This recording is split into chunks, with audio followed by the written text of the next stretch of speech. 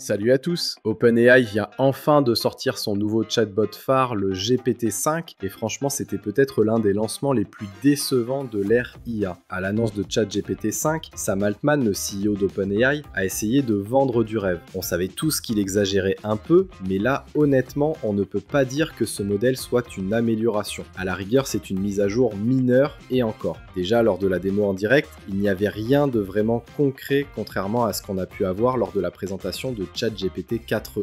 Dans la présentation, Sam Altman affirme que GPT-5, c'est comme avoir plusieurs experts doctorants dans sa poche. Mais c'est difficile à croire au vu des réponses fournies par le nouveau modèle. Et l'utiliser, c'est vraiment frustrant, du moins jusqu'ici. Je vous donne un exemple. J'ai créé ce GPT pour m'aider avec mes posts LinkedIn. Avec GPT-4o, c'était nickel. L'IA suit correctement les instructions et livre des réponses personnalisées avec un ton qui correspond tout à fait au persona soumis au GPT. Mais dès que ça a basculé sur ChatGPT 5, c'est devenu n'importe quoi. Comme si le GPT a totalement occulté toutes les instructions. Il me balance des textes dans un format bizarre, pas du tout LinkedIn friendly, et que je ne pourrais même pas utiliser comme article si je devais le recycler. À un moment, je lui demande aussi une infographie, et voilà ce qu'il me balance. Ce n'est même pas une esquisse, je ne sais pas comment qualifier ça. Autant utiliser de puissants générateurs d'images comme ArtSpace pour avoir un rendu pro. Je vous mets le lien en description si vous voulez tester. Et face à la colère et aux plaintes des utilisateurs, OpenAI s'est résigné à faire marche arrière et à remettre en route GPT-4o, alors que de base, il a retiré les anciens modèles